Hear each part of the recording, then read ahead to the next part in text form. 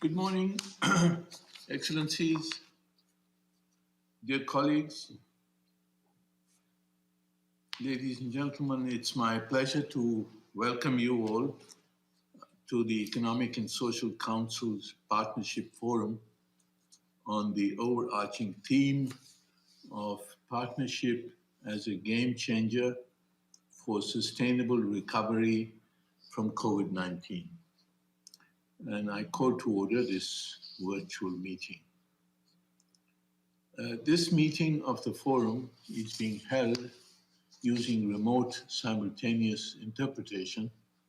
I kindly remind participants to be mindful of the additional difficulties experienced by interpreters when working remotely and to deliver their statements at a normal speaking speed. Excellencies,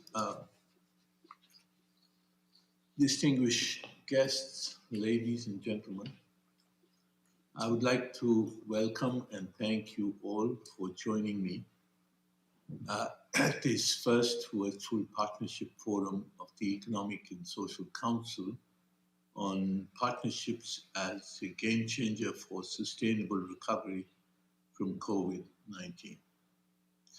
If ever there was need for partnership, it is now. The COVID-19 pandemic is the most serious and most pervasive crisis the world has confronted since the end of the Second World War. It has revealed the unity of humanity, the common vulnerability of the rich and the poor, the advanced and the developing economies. It has illustrated and exacerbated underlying inequalities within and among nations. It has underlined the imperative of cooperation, of solidarity, and of partnerships in the widest sense of the word.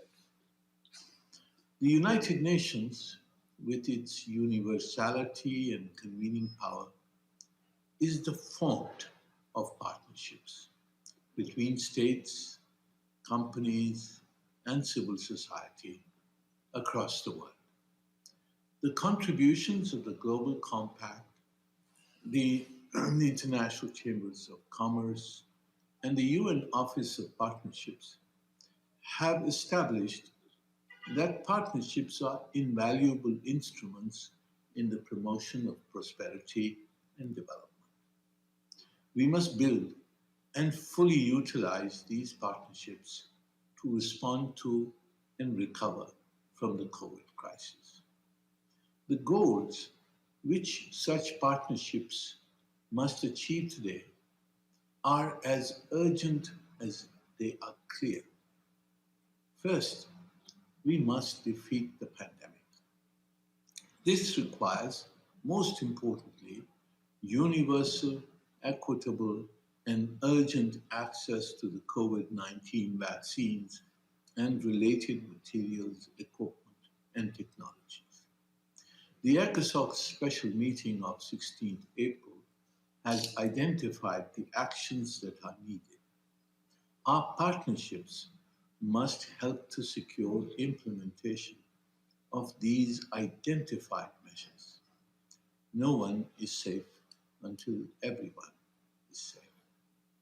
Second, we must halt and reverse the descent of millions into extreme poverty and destitution.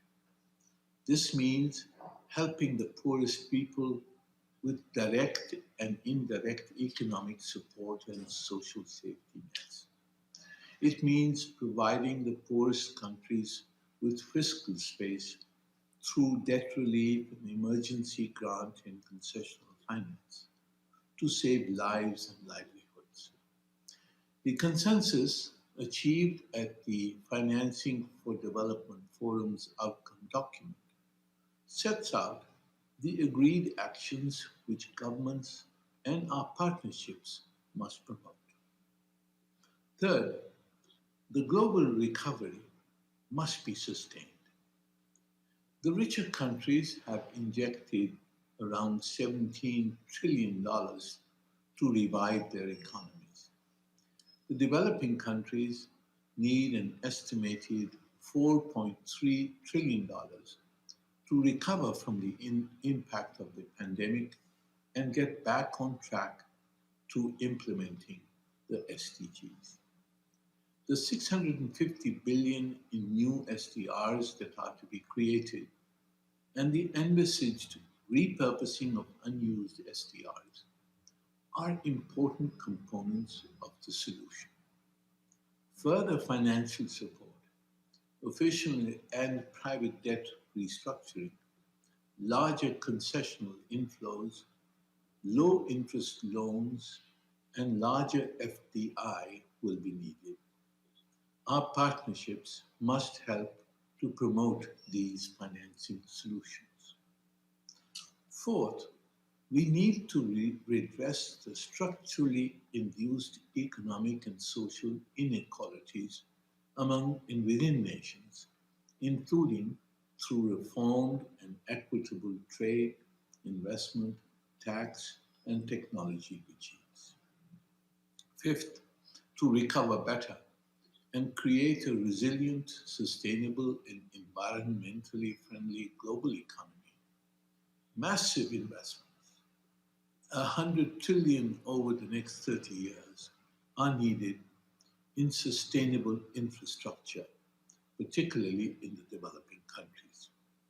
Both public and particularly private sector investment will need to be mobilized to ensure implementation of the SDGs and achievement of the goal of net zero carbon emissions by 2050. The role of our private sector partners will be critical in this endeavor. Sixth, we are meeting just ahead of the Science, Technology and Innovation Forum. In the post-COVID world, global digitalization and bridging the digital divide has become vital for economic survival of countries, of companies, communities, and individuals.